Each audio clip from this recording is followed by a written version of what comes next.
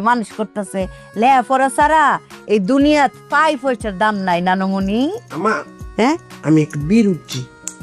এ নবাব আমার নানুমণি এনো কাইন্দা যারা যারা হয়ে যেতেছে, তুই খেল রাউস নাই কেরে, তুই কোনো আসলে আমি তো খেয়াল রেখেছি।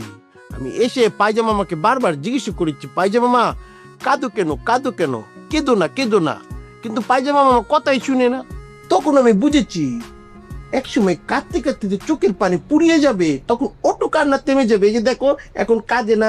দূর যা বলদা, চোখের পানি অটো পয়ে যাবে। তোরে যখন চোটটা দেই তখন চোখের পানি থামে তোর, তখন দেখ চোখের পানি পইরা সাগর হয়ে জায়গা। আমার তো চোখের পানি শুকিয়ে গিয়েছে। একটা চোট দে দেখাইম নানুমণি। এটা আমি বীর- নানুমণি তাহলে তুমি আজকা পরীক্ষাটা দিয়ে আই ওখানে।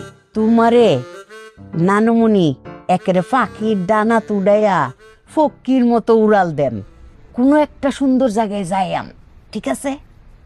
এমনও আছে তোমারে পাখির মতো উড়াল দিয়া পরীর দেশে যাইয়াম গামরা।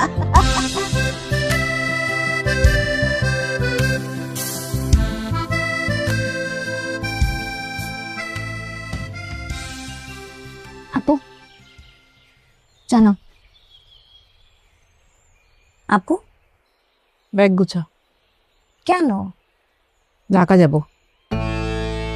আমি যাবো না, তুমি যাও। এটা কি তোর শ্বশুর বাড়ি নাকি আমার শ্বশুর বাড়ি? কি বলতেছো এগুলা? আন্টি অসুস্থ, এখানে তোমার দরকার আছে না?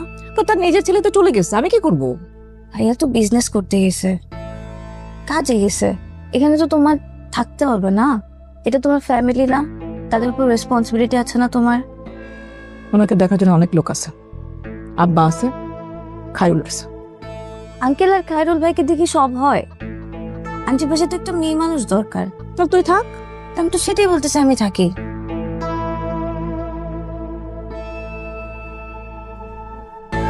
ভাইয়াকে ফোন করছিলা? হুম। সরি বলছো? উল্টা আমার সাথে চিল্লাইছে, সে সবকিছু করবে আর সব আমাকে মানতে হবে। সমস্যা নেই, ঠিক হয়ে যাবে। তুই চা খাওয়াই।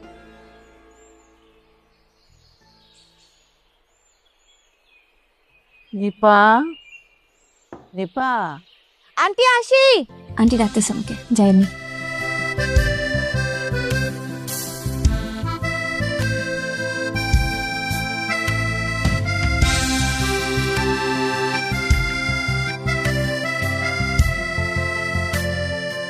হ্যালো আম্মা। আন্টি কি লাগবে? কিছু লাগবে না, আমার কাছে একটু বসো। কিছু লাগবে না?